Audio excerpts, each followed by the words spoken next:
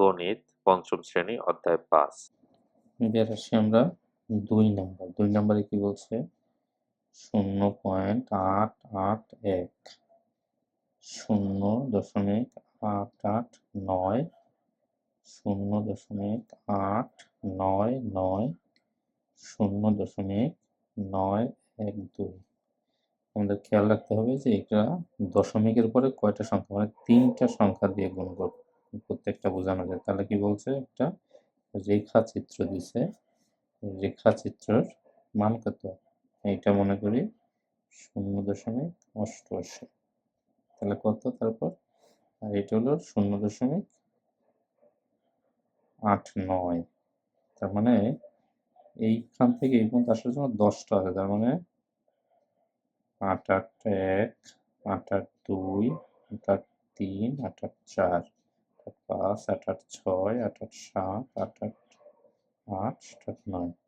এইখান থেকে এই পর্যন্ত। তাহলে যদি আমরা 881 ধরি তাহলে 881 হবে এইটা, এইটা হবে 881। তারপর কি বলছে? 889, 889 হবে এই পর্যন্ত, 889। ঠিক আছে, এই পর্যন্ত হবে 889, 889। এটা হবে 881 বলছে 88899। 899 কোন পর্যন্ত হবে?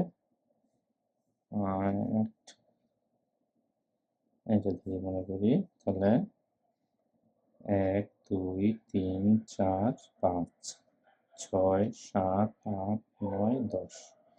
তাহলে 8 8 9 তো এই 8 9 এই 8 9 থেকে এই পর্যন্ত হবে। এটা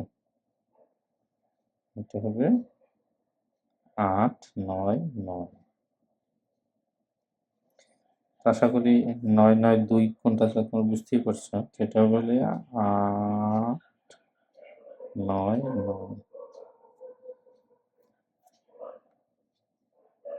8 9।